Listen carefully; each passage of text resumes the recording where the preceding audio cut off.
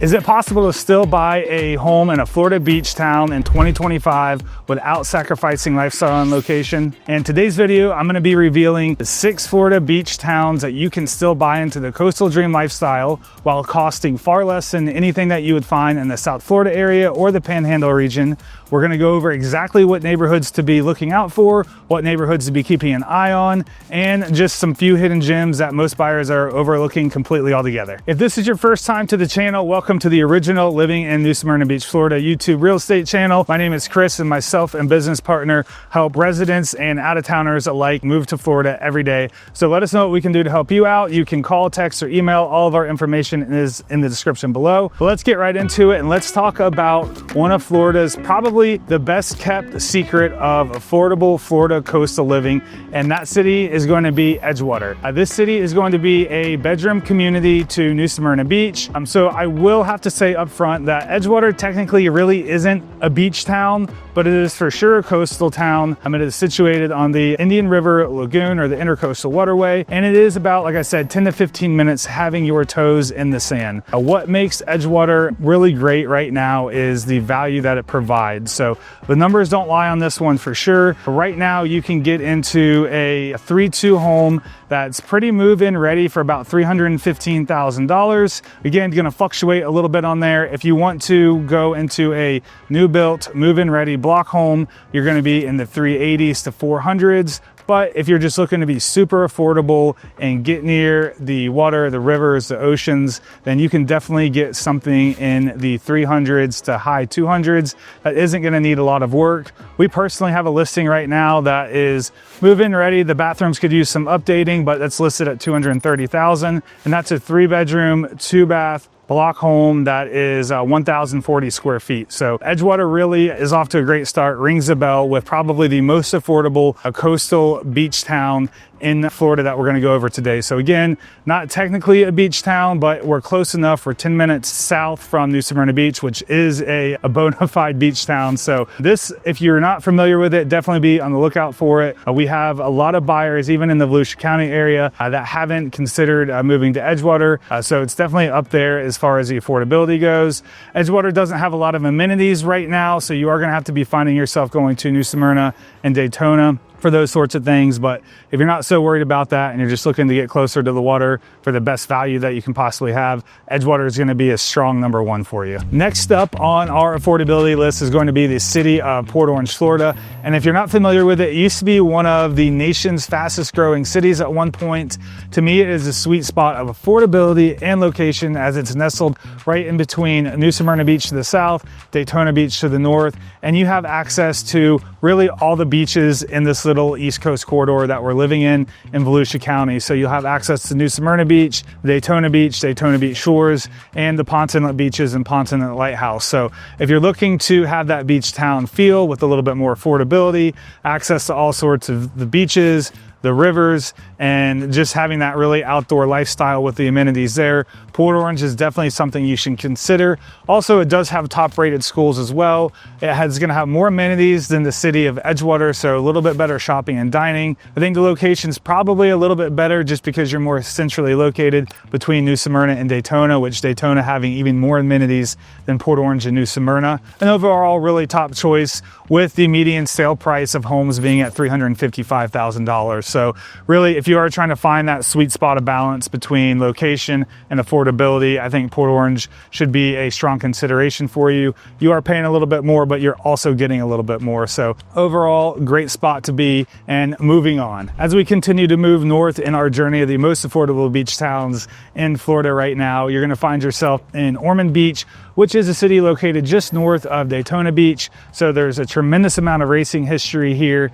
What is great about Ormond is it's definitely a beach town, but it has nowhere near the vibe of Daytona Beach. So it is going to be a really kind of quaint, charming, laid back, sleepy beach town. So if you are looking for the major hustle and bustle, you're looking for events and late nights and party nights, Ormond isn't going to be for you. If you're looking to come here and truly relax and be one with the ocean and just enjoy the beach lifestyle, Ormond is definitely something you should check out, with the median price point right now being $357,000, a little bit more than Port Orange, but not much, so to speak, considering you have a little bit more direct beach access than you would Port Orange. So talking about the access, so residents do enjoy direct beach access to the Tomoka State Park and the Intercoastal Waterway as well. So as you can see, all these Florida beach towns are heavily revolving around the waterways that we have here. If you are coming to live the Florida beach style, plan to be getting salty, plan to be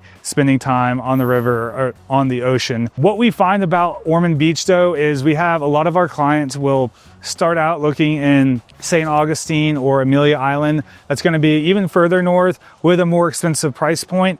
And they usually end up coming back to Ormond Beach just because it is really charming and the price point you can't beat compared to going up to the St. Augustine area. We're getting the same style home could probably cost you $900,000 plus, depending on the location you're on. So you're kind of getting the best of both worlds there. You're getting that sleepy beach town charm with the affordability there. And it's also pretty unique because you can get those old school beach cottages, but there is also quite a bit of new development going on right now as well. So if you are not wanting to have to put in a lot of work or have to worry about maintenance, you're just looking for that low maintenance lifestyle, Ormond Beach does have you covered there as well. The new build homes are going to be in the high 3s, low 4s, depending on what you're looking for. Obviously, you can go as high as you want with the new build and customs, but if you're just looking for a basic new build to get into, you can definitely get something in the 400 price range. So let's take it down south again for a little bit, and we're going to go further past the city of Edgewater where we started out, and we're going to end up in the world famous Cocoa Beach. So Cocoa Beach is about an hour from Orlando, so you are close enough to enjoy the attractions, but far enough away not to be right in the thick of them. Cocoa Beach, you can expect to find a laid-back surf culture, kind of with an exciting twist though, because you are neighbors to the Kennedy Space Center, aka Cape Canaveral. So you'll be able to enjoy incredible rocket launch views, especially with those night rocket launches. So really a lot of exciting history in this area. Median price point for Cocoa Beach right now is going to be $347,000. If you are wanting to be on the river, obviously going to be more expensive, but again, if you're just trying to get in where you can fit in, $347,000 will get you there. And they do have a lot of new developments going on in Cocoa Beach right now as well. And as I've been going through this video, you can kind of see a bit of a general theme is there is a lot of growth going on in our area right now. So from Brevard to Volusia to Flagler County and going west to Seminole County, a lot of development going on, commercial and residential as well. So it's overall good job outlook for the communities, good economic development happening right now. A little double-edged sword because everybody's moving here, but you can't have everything that you want, I guess. So is what I'm told. Either way though, Cocoa Beach, if you're really looking to have a laid-back surf kind of culture lifestyle, some of the best waves on the East Coast, a lot of music, a lot of entertainment going on down there, really a vibrant art culture, a little bit again on the more laid-back side, more active than you're going to find Ormond Beach. Ormond Beach is definitely more sleepier than Cocoa Beach. Cocoa Beach does get touristy, especially during the summertime, where Ormond Beach doesn't really experience too much tourism, so to speak, just a little bit of overflow from some of the Daytona Beach events, whereas Cocoa Beach definitely gets more busy because of its overall popularity from the years and it being known as one of Florida's best surf towns for a while. So definitely check it out. If you're looking for something different, that would be a great place to check out, especially with the affordability being there. Again, median price point being around $347,000. We couldn't not talk about this next city. We've been talking about it a lot on the channel lately, and that is Daytona Beach. We actually did a video, the pros and cons living in Daytona Beach. You can click that above if you are seriously considering it, where we deep dive, is it worth living in Daytona Beach or not? I think that video can be very valuable for you.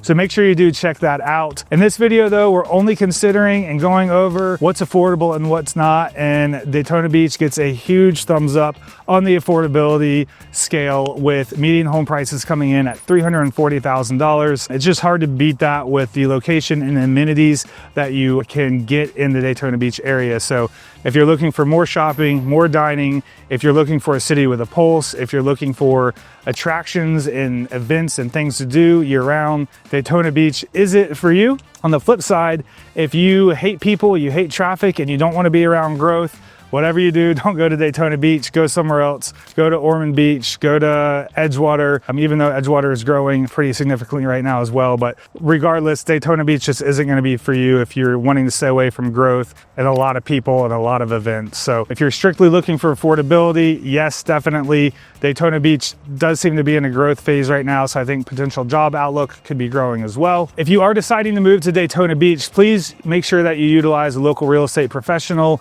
You don't want to be buying in Daytona Beach without having one by your side, because Daytona Beach is very big, it's sprawly, geographically, a lot of different locations going on, a lot of new neighborhoods going up. So when you are making this sort of purchase coming in from an outside area, if you're not already familiar with it, you do want to make sure that you kind of have that local insight knowledge of making sure that you're getting the right location for you and your family. That's going to make sure that lifestyle is going to be able to coincide for you guys. Moving on to our last city in Florida of the most affordable beach towns, coming in at number 6 is going to be city of New Smyrna Beach, hence our channel name, living in New Smyrna Beach, Florida. New Smyrna is about an hour and 15, hour and 30 from Orlando, 20 minutes south of Daytona Beach, and we are a up and coming beach town. If you're looking for a true Florida coastal lifestyle, this is it. Ormond's pretty close. We're a little bit more bustling than Ormond, and I would say maybe a little less than Cocoa. So we're kind of in between those two beach towns, all on the eastern seaboard right here. New Smyrna, median price point right now is $410,000 to get yourself into New Smyrna. New Smyrna is, like I said, up and coming, so you have homes that are topping the $6+ million price point, and you do have homes that you can find in different areas in New Smyrna in the $350,000 to a little bit lower. Going to be very hard to find those, and when you do find them, you're going to have to probably put in a significant amount of work. But if you're up for the challenge, New Smyrna definitely has some cool older historic homes for you to find yourself in as well. New Smyrna does have 2 downtown areas. It's going to have the historic downtown that is going to be west of the bridges, and on the east of the bridges that are going to take you over the intercoastal waterway to the barrier island, or the beachside as we call it. You're going to find yourself on the Flagler Beach downtown area, which is going to be the hip happening area with the restaurants, nightlife, live entertainment, things like that. The historic downtown has that as well, but it's, I would say, a little bit of an older crowd, whereas the beach side is going to be a little bit younger. So whatever your flavor is, we've got it for you in New Smyrna Beach. But either way, definitely still affordable to be here when you're comparing yourselves to South Beach, Panhandle, Fort Myers, those sort of beach towns, even St. Augustine, like we talked about earlier, and the 900,000 plus in Amelia Island. So if considering moving to Florida and you're looking for an affordable beach town, we hope that you do look into one of these beach towns, as the affordability is there. I don't know how much longer it's going to last, so I will say that. I know this area from Cocoa to Ormond has the eyes of a tremendous amount of investors, so I would definitely expect our area to continue to grow and to continue to become more expensive as the years go on. So if you're looking to get in and make that move to Florida, but you're waiting to retire, or you're living in a different part of Florida and you're trying to make it to the coast, I'd probably try to do that sooner than later. Even if it's to a small scale, just get in and build up while you still can. So if we can help you, if you live in town or you live out of town and you're just looking to get here, let us know what we can do. Even if it's just a question, we're happy to help however we can. Look forward to seeing you in next week's video.